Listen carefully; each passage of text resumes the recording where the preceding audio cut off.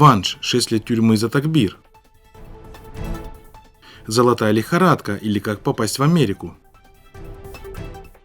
ОДКБ вывела войска из Казахстана. Суд города Хорога приговорил 7 жителей сельского джамуата Язгулям Ванжского района к различным срокам заключения за экстремизм. Среди них 3 учеников местной средней школы. Как сообщает Радио Азади, ссылаясь на источник в суде города Хорог, приговор жителям Язгуляма был вынесен в конце декабря 2021 года. 4 взрослых получили по 6 лет колонии, 3 несовершеннолетних по 1,5 года, сообщил источник. Известны имена только 4 осужденных. Это Асо Шайхов, Лоик Одинаев, Хатам Шуков и Джаббор Гандумов. Какое преступление совершили жители Язгуляма, власти не раскрывают. Один из местных жителей сообщил журналистам на условиях анонимности, что их преступление заключалось в том, что они крикнули слова «Аллаху Акбар». Родители осужденных говорят, что их дети совершают намаз, но их нельзя считать экстремистами. Отметим, что подобные методы фабрикации уголовных дел практикуются таджикскими силовиками уже на протяжении многих лет. Это делается для создания видимости борьбы с так называемым экстремизмом и терроризмом и отчетности. Уроженец Ванжского района, известный таджикский блогер Абдурахмон 09, прокомментировал Хабархо ситуацию следующим образом. Это правда, что молодые язгуламцы были задержаны и заключены в тюрьму за то, что сказали Аллаху Акбар.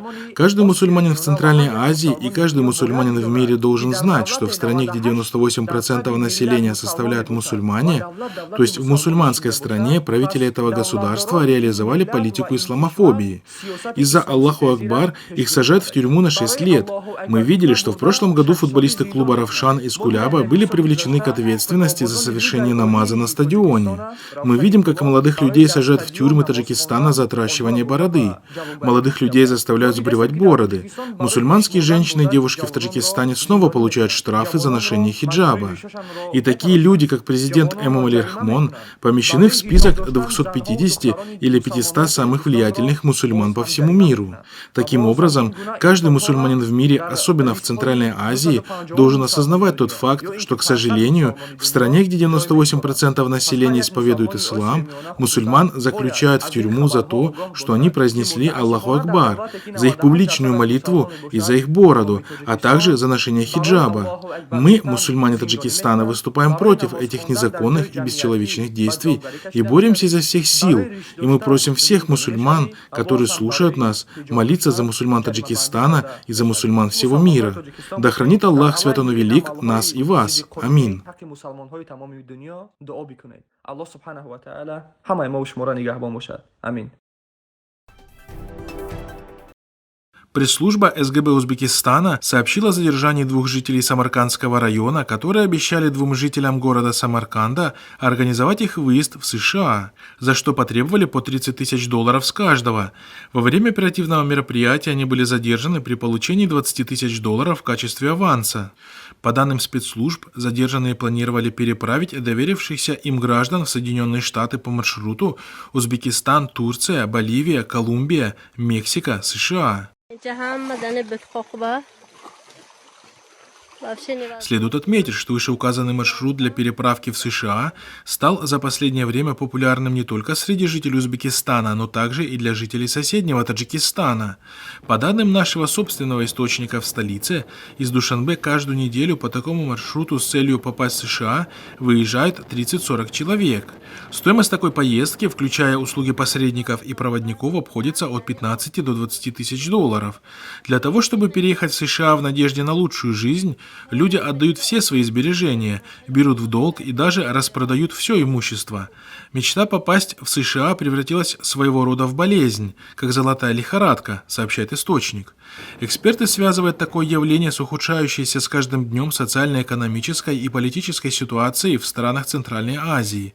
Таджикский блогер Мухаммади Хикматулло прокомментировал для Хабархо это явление следующим образом.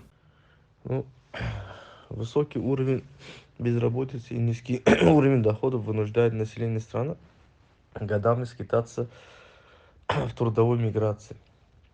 Если раньше таджики ездили на заработки в основном в Россию, то сейчас активно осваиваются и другие страны. Например, страны Евросоюза, Южную Корею, и Соединенных Штатов Америки. Но в эти страны очень сложно попасть легальными путями. Из-за постоянного давления со стороны российских властей и населения трудовых мигрантов все чаще прибегают к новым маршрутам, надеясь обрести благополучие в странах Запада. РБК со ссылкой на секретариат ОДКБ сообщил, что министры обороны стран ОДКБ подписали соглашение о выводе войск с территории Казахстана. Главы оборонных ведомств подписали совместное решение Совета министров обороны ОДКБ об организации возвращения воинских контингентов государств-членов Организации договора о коллективной безопасности с территории Республики Казахстан в пункты постоянной дислокации, рассказали в секретариате. По словам министра обороны Сергея Шойгу, возвращение войск стран ОДКБ из Казахстана, которое началось 13 января, завершится 19 января. Об этом он сообщил на встрече с президентом России Владимиром Путиным. Начинаем вывод сегодня.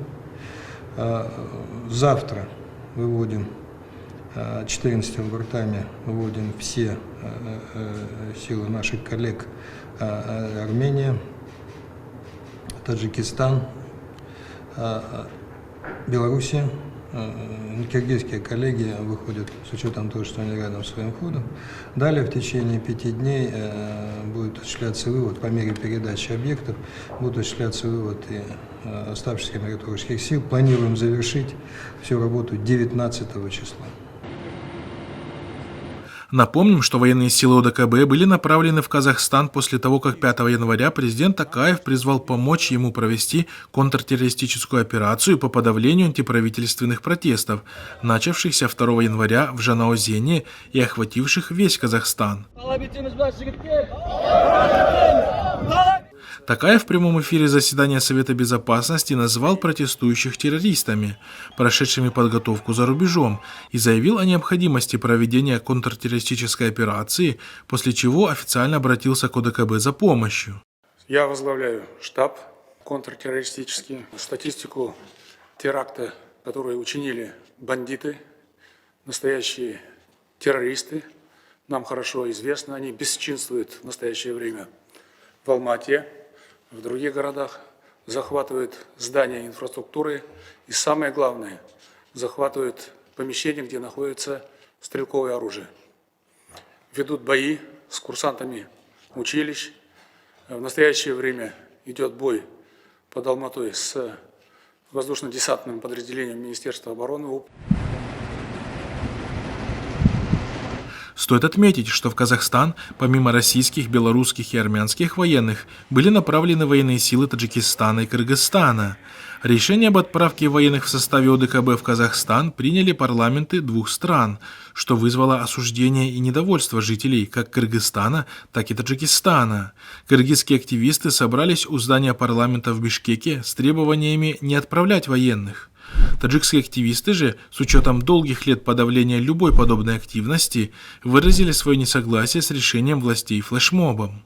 Особые слова благодарности хотел бы выразить президенту Российской Федерации Владимиру Владимировичу Путину за проявленное понимание и быстрое решение вопроса.